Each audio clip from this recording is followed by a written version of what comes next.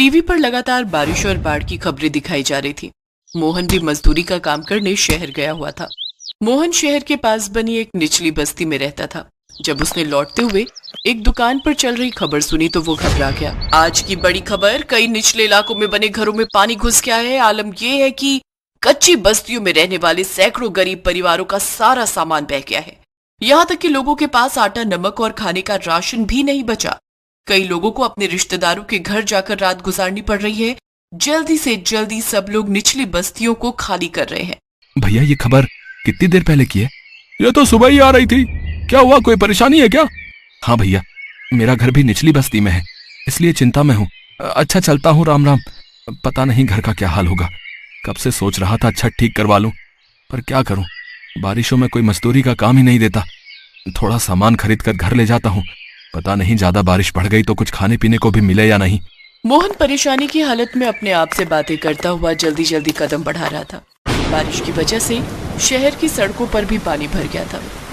मोहन के पास 100-200 रुपए थे, जिनका वो खाने पीने का सामान खरीद कर घर पहुंचता है। उसकी पत्नी और बच्चे घर में घुसे पानी को बाहर फेंक रहे थे। सावित्री, रुको, मैं तुम्हारी मदद करता हूँ। लाओ, बाल्टी मुझे दो। कितनी देर से बारिश आ रही है, रुकने का नाम ही नहीं ले रही। बारिश रुक जाए तो थोड़ा पानी घरों से नीचे उतर जाएगा। चिंता मत करो सावित्री, अब तो रात का समय है। हम कल सुबह ही शहर चले जाएंगे। यहाँ रहना अब खतरे से खाली नहीं। पूजा, बिट्टू, ये लो बच्चों, ये खाने का सामान लाया था, इसे वहां सूखी जगह पर रख दो। मोहन और सावित्री काफी देर तक घर से पानी निकालने का प्रयास करते हैं। कुछ देर बाद बारिश रुक जाती है। माँ बापू, बारिश रुक गई। अगर रुकी रहे तो कोई परेशानी नहीं होगी, फिर से शुरू हो गई तो हमें ये जगह खाली करके जाना ही होगा। ये लो, थोड़ा सा खा लो। जब से आए हो तब से तुमने कुछ भी नहीं खाया। अरे मोहन, अरे सामान बांध ले, पता नहीं कब हमें यहाँ से जाना पड़े। सब लोग बस्ती के बाहर बने बड़े पुल पर जा रहे हैं। हाँ, बांध रहा हूँ, बस थोड़ा कुछ खा लूं। सुबह से कुछ भी नहीं खाया है। सुबह तक देखते हैं क्या होगा। अगर जरूरत पड़ी तो सामान बांध ही लेते हैं, जल्दी जल्दी निकल जाएंगे। सावित्री सारा सामान बांध लेती है और सुबह होने का इंतजार करते हैं। मोहन थका हुआ था, इसलिए उसे लेटते ही गहरी नींद आ गई। बच्चे भी वहीं सो गए। सुबह सावित्री की आंख खुली तो उसने देखा कि उनकी खटिया के आसपास ढेरों पानी भरा हुआ है और लोग भागा दौड़ी मचा रहे हैं। अरे मोहन भैया, जल्दी चलो। अरे निचले इलाके में बारिश के कारण बाढ़ आ गई है, हमें जल्दी ही पुल पर पहुंचना होगा। सावित्री, जल्दी बच्चों को उठा, वरना बहुत देर हो जाएगी। बाढ़ का पानी बढ़ता ही जा रहा है और बारिश भी तेज हो गई है। पूजा, बिट्टू, उठो बच्चों, हमें यहाँ से जाना होगा। सावित्री, सारा सामान बाढ़ के पानी में भीग चुका है। अब कुछ भी ले जाना खतरे से खाली नहीं। बस किसी तरह अपनी जान बचा लेते हैं। चल, तू पूजा का हाथ पकड़, मैं बिट्टू का हाथ पकड़ता हूँ। अभी मोहन बिट्टू का हाथ पकड़ने आगे ही बढ़ा, तभी मकान की छत टूटकर नीचे गिर गई और छत का एक टुकड़ा बिट्टू के सिर में जा लगा। बिट्टू के सिर से खून बहने लगा। बिट्टू बेहोश हो गया। बिट्टू, मेरे बच्चे, सुनो जी, कुछ करो। बिट्टू के सिर से खून बह रहा है, ये आंखें भी नहीं खोल रहा। घबरा मत सावित्री, बिट्टू को कुछ नहीं होगा, मैं कुछ करता हूँ। बारिश में बाढ़ के गहरे पानी में मोहन इधर उधर सबसे मदद मांगने लगता है। ओ भैया, तुम उस ओर जा रहे हो तो किसी डॉक्टर को भेज देना। भैया, तुम्हारी बड़ी मेहरबानी होगी। अरे भाई, इतनी बारिश में इस बाढ़ के पानी में कोई डॉक्टर नहीं मिलेगा। सब शहर में रहते हैं, यहाँ निचले इलाके में कोई डॉक्टर नहीं आएगा। भैया, यहाँ डॉक्टर मिलना बहुत मुश्किल है। एक काम करो, तुम पुल तक पहुँच जाओ, हो सकता है वहाँ कोई सुरक्षा कर्मी मिल जाए। हाँ, ये ठीक रहेगा, मैं अभी जाता हूँ। हे भगवान, मेरा बच्चा, उसकी रक्षा करना प्रभु। बाढ़ के पानी में तैरता हुआ मोहन पुल तक पहुंचने की कोशिश कर रहा था। उधर सावित्री का रो रो कर बुरा हाल था। बिट्टू की तबीयत बिगड़ती जा रही थी। घर में पानी भरा हुआ था और खून से लथपथ बिट्टू बेहोश पड़ा था। कहाँ रह गए जी, जल्दी आओ, हमारे बिट्टू की तबीयत बिगड़ती जा रही है। मेरे बच्चे, आंखें खोल, इसका तो बदन बुखार से तप रहा है। हे ईश्वर, अब तो आप ही का सहारा है, इन्हें जल्दी से भेज दो। मोहन किसी तरह पुल तक पहुंचता है, पर वहां भी भगदड़ मची हुई थी। भैया, यहाँ पर कोई डॉक्टर मिलेगा कहीं? तुमने कोई आसपास डॉक्टर देखा है? नहीं भैया, और यहाँ कोई डॉक्टर नहीं मिलेगा। इतनी भीड़ में तुम्हें लगता है कि कोई डॉक्टर मिलेगा? अरे बाढ़ की वजह से हम गरीबों का कितना बुरा हाल है। सब इधर उधर अपने परिवार को ढूंढने में लगे हुए हैं। कहीं भी कोई डॉक्टर नहीं दिखाई दे रहा। भगवान, मदद करो, मुझ गरीब पर दया करो, मेरी मदद करो। अचानक भीड़ में से एक डॉक्टर मोहन को रोता हुआ देख लेता है। अनुराधा, तुम बच्चों के साथ रहो, मुझे उस मजबूर पिता के साथ जाना होगा। लगता है उसका बच्चा बीमार है। पर इससे आपकी जान को भी खतरा हो सकता है। निचले इलाके में बाढ़ का पानी ऊपर तक आ गया, अगर आपको कुछ हो गया तो? अनुराधा, मैं एक डॉक्टर हूँ। मेरा सबसे पहला कर्तव्य यही है कि मैं अपनी जान की परवाह किए बिना किसी की जान बचाऊं। अगर मैं आज इस गरीब मजदूर पिता के साथ नहीं गया तो कल मैं अपने पेशे और अपनी समाज से आंखें नहीं मिला पाऊंगा। कुछ देर बाद सुरक्षाकर्मी आएंगे, तुम उनके साथ घर लौट जाना। मैं किसी न किसी तरह वापस आ जाऊंगा। उस डॉक्टर का नाम राकेश था। वो दूसरे शहर से वापसी आ रहा था। अचानक उसकी गाड़ी पुल पर भीड़ में फंस गई। आगे का पुल टूट चुका था, इसलिए कोई भी सहायता के बिना शहर तक नहीं जा पा रहा था। इसी बीच जब डॉक्टर राकेश ने मोहन को रोते बिलखते डॉक्टर के लिए पूछते देखा तो उससे रहा नहीं गया और अपना फर्ज निभाते हुए वो मोहन के पास पहुंचा। सुनो, मैं डॉक्टर हूँ, तुम्हारा बेटा कहाँ है? मुझे जल्दी से ले चलो। आप डॉक्टर हो? हे भगवान, आपका लाख लाख शुक्र है। आप मेरे साथ कैसे जाओगे डॉक्टर साहब? आगे पानी भरा हुआ है, मेरा घर निचले इलाके में है। चिंता मत करो, मुझे तैरना आता है, मैं तैर कर तुम्हारे साथ चलता हूँ। आपकी बहुत बहुत मेहरबानी डॉक्टर साहब। इस मुसीबत की घड़ी में आप मेरे लिए अपनी जान खतरे में डाल रहे हो। भगवान आपका भला करे डॉक्टर साहब। वो उस तरफ मेरा घर है, आइए डॉक्टर साहब, वहाँ उस तरफ। डॉक्टर राकेश को तैरना आता था। बड़ी मुश्किल के साथ वो मोहन के साथ उसके घर तक पहुँचते हैं। बिट्टू की हालत बहुत नाजुक थी। डॉक्टर राकेश ने जल्दी जल्दी बिट्टू का इलाज करना शुरू किया। आसपास घर में पानी भरा हुआ था, हर तरफ परेशानी ही परेशानी। फिर भी डॉक्टर राकेश ने हिम्मत नहीं हारी। अपना फर्ज निभाते हुए डॉक्टर राकेश ने बिट्टू का पूरी तरह इलाज किया। कुछ समय पश्चात बिट्टू को होश आ गया। बारिश अब तक थम चुकी थी। पानी धीरे धीरे घरों से उतरने लगा, पर घरों की हालत बहुत खराब थी। सब सामान बह चुका था। लोग इधर उधर भूखे प्यासे घूम रहे थे। घबराने की कोई बात नहीं है मोहन, मैंने सुरक्षा कर्मियों को फोन मिला दिया है, वो कुछ देर में यहाँ आ जाएंगे। उनकी तरफ से सभी निचले इलाकों के लोगों को पूरी मदद मिल जाएगी। अच्छा, अब मैं चलता हूँ, बिट्टू को समय पर दवा। जैसे डॉक्टर राकेश जाने लगता है, मोहन उनके पैरों में गिर जाता है। डॉक्टर साहब, विपदा की इस घड़ी में कोई भी इतनी सहायता नहीं करता जितनी आपने मेरी की है। मेरे घर के चिराग को बुझने से बचा लिया। मोहन, मैं तो बस अपना कर्म कर रहा था, और कर्म करने की प्रेरणा मुझे ईश्वर देते हैं। उस समय तुम्हें मेरी जरूरत थी, इसलिए मैंने अपना कर्तव्य निभाया, और अब घबराने की कोई जरूरत नहीं है। बिट्टू बिल्कुल ठीक है, अपना और अपने परिवार का ख्याल रखो। डॉक्टर राकेश ने विपदा के समय मोहन की मदद करके एक महान नागरिक होने का परिचय दिया। बारिश और बाढ़ ये तो प्राकृतिक विपदा है जिनको रोका नहीं जा सकता, पर विपदा के समय हम किसी मजबूर की सहायता करें तो उससे बड़ा काम कोई नहीं। कुछ समय बाद सुरक्षाकर्मी निचले इलाकों में पहुंच जाते हैं और वहां से सब गरीब परिवारों को निकाल लिया जाता है, जिनमें मोहन और उसका परिवार भी था। सरकार की तरफ से सबको जरूरत के सामान और रहने की जगह उपलब्ध कराई जाती है। बारिश के कहर से गरीब परिवारों का बहुत नुकसान हो गया था। कुछ समय बाद जब मौसम बदलता है तो फिर से जिंदगी की गाड़ी पटरी पर आती है और गरीब परिवार एक बार फिर से नई उम्मीद के साथ जिंदगी के रास्ते पर बढ़ जाते हैं। बिहार के गोपालगंज में रामदीन नाम का एक गरीब मजदूर रहता था। परिवार में उसकी पत्नी मंगला और बेटी निशा थी। मंगला, कुछ खाने को दे दे, फिर मैं जाकर देखूं, शायद कोई मजदूरी का काम मिल जाए। तेरा यूं भूखा रहना भी होने वाले बच्चे के लिए गलत है, इसलिए अब मुझे रोजाना कड़ी मेहनत मजदूरी करनी ही होगी।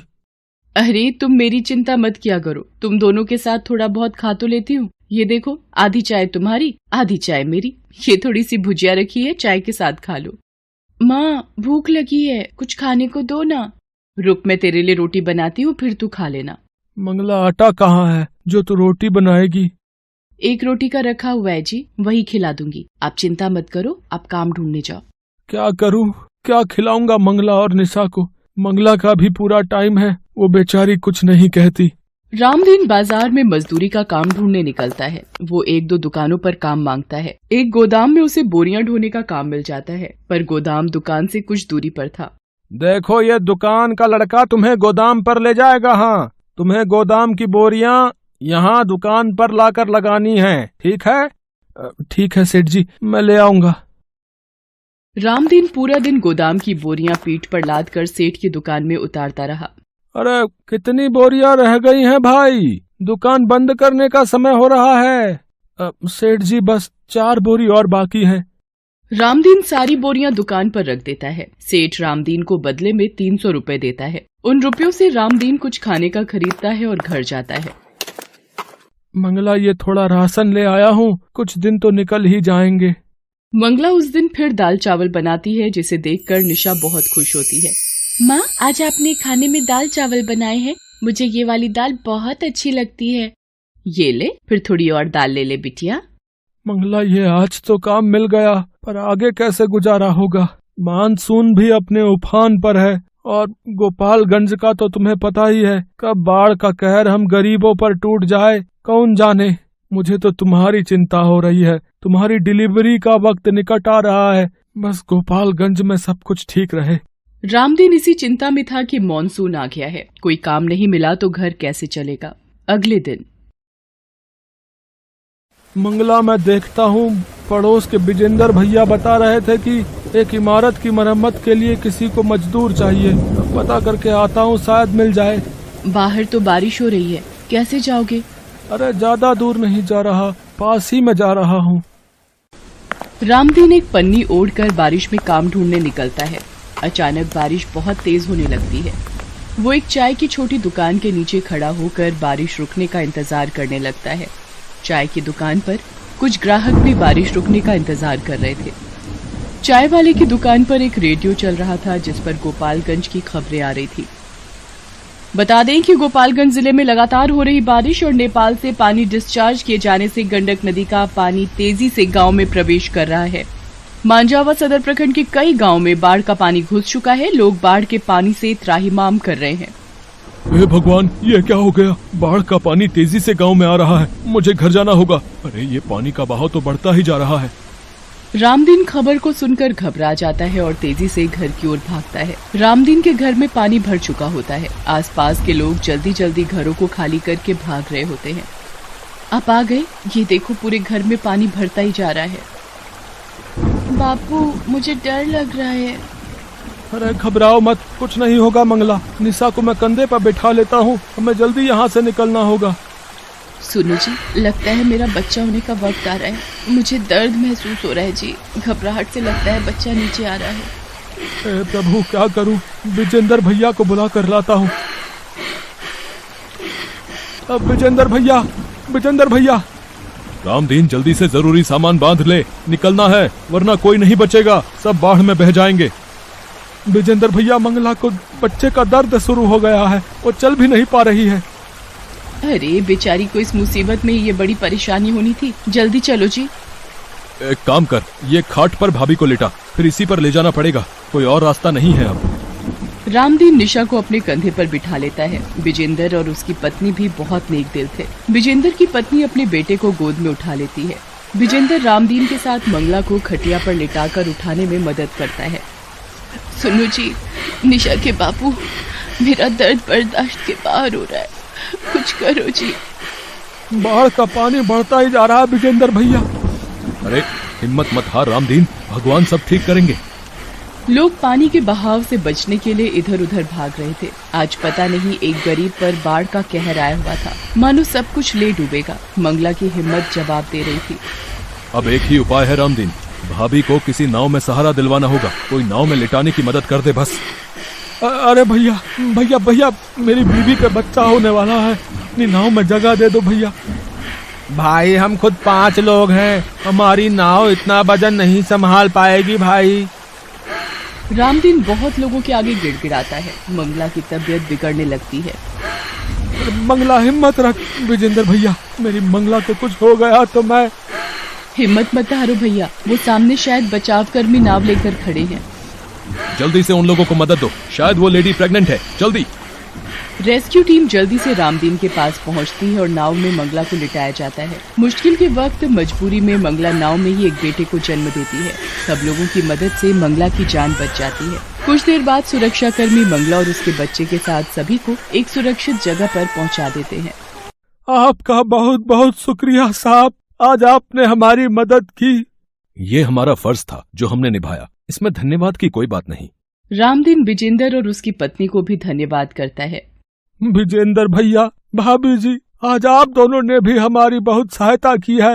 अरे भाई कहता है, फिर ये धन्यवाद किस लिए? आजा, भाई के गले लग जा, आज एक बेटे का भी बाप बन गया है तू। मेरा छोटा भैया आया है बापू। हाँ बिटिया, ये देख तेरा छोटा भाई आया। मंगला, अब तुम ठीक हो ना? जी मैं ठीक हूँ, पर अब हम कहाँ रहेंगे? सब कुछ इस बाढ़ में तबाह हो गया। ये बाढ़ की परेशानी मंगला गोपालगंज के